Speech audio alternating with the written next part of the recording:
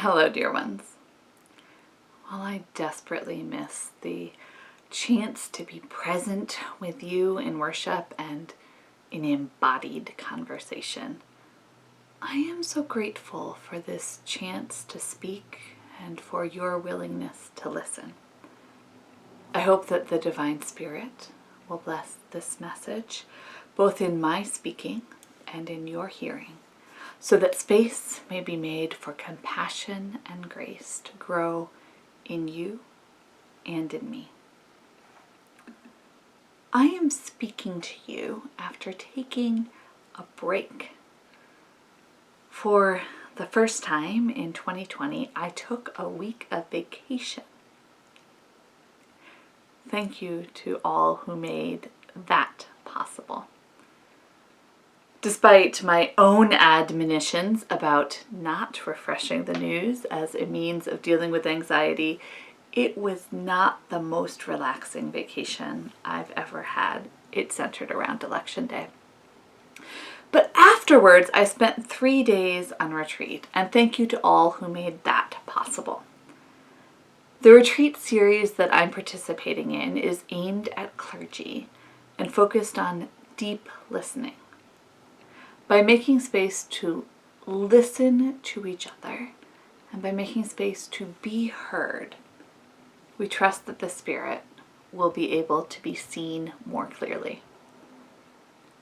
After the retreat, I am feeling refreshed, renewed, and grateful, and almost strong enough to tackle this gospel lesson. The gospel lesson gets my hackles up because I don't like talk of hell.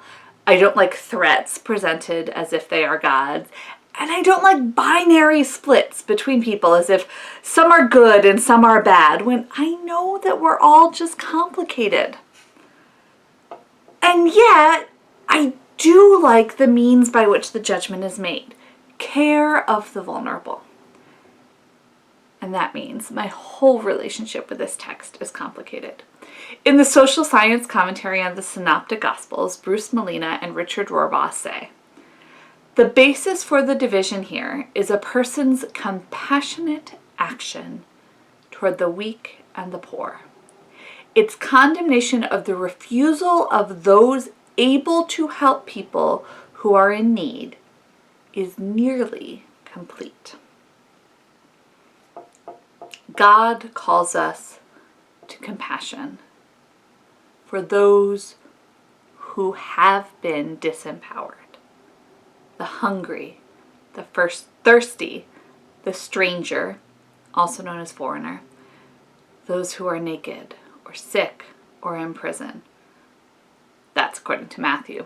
Ezekiel adds a little bit, adding the lost, the injured, those who have strayed, and the weak. In Ezekiel, God will care directly for the sheep so that the lean are able to become healthy and the strong and fat are no longer able to oppress. This all reminds me of mercy, a word that gets used for God so often, we usually don't even hear it anymore. Mercy is compassion or forgiveness shown towards someone whom it is within one's power to punish or harm. Similarly, the compassion being asked for in this text is actually not generic compassion. It is compassionate action towards those who need it most. So while it is good, sure, to be kind and compassionate towards one's peers or towards those with more power and influence than one has, the judgment isn't based on that. It's about compassion to those who have less power and influence and more need because of how society works, not because of any value on those individuals. And also, intersectional justice always reminds us that power, influence, privilege, and even need are complicated and multifaceted, and that has to be held too. As I think these admonitions to be compassionate towards those who have been disempowered is core to the Bible as well as to God's basic desires for a just world, the kingdom, the question of how to build up our compassion muscles becomes really key. For me at least, compassion always starts with God's compassion. It is the foundation for everything. Rather than starting with judgment or an attempt to be worthy, my faith starts with grace, love, and compassion. These aspects of God in which I can trust. It changes how I see myself and how I see others. It helps me to be more gentle with myself and more humble. It challenges me to be better and helps me find peace with myself as I am. To keep on learning the lessons of compassion, for me, requires continual reconnection with the divine and the divine's compassionate gaze. Does that make any sense to you? I'm so aware of what people see when they look at me and what I see when I look in the mirror. I can't even watch my own sermons. But when I think of God looking at me, it isn't scary or judgmental. It just lets me be. So prayer and spiritual exercises, or just being without having to do, are all ways that let me soak in God's compassion and transform me from the inside out once again.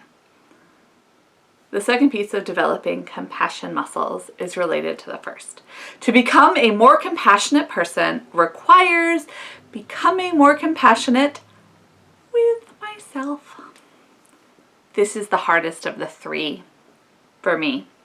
It also starts with prayer, but requires self-examination and feedback from others and is a lifelong journey. The third piece of building compassion is the one we usually jump right to: compassion for others. However, I think it develops naturally and effortlessly once we work on connecting with our compassionate God and allowing self-compassion. It turns out that most of the judgments we put on others and the world are really our judgments on ourselves externalized. The world needs more compassionate people because the world needs to become more compassionate. The irony is that the way we get there is so indirect. To transform the world first requires allowing God's compassion to continually transform us.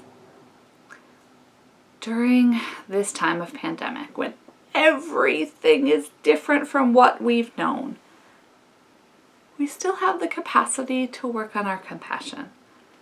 And based on everything I've seen, the world is in desperate need of it, and God has it in abundance. So may we become stronger in our compassion through God's. Amen.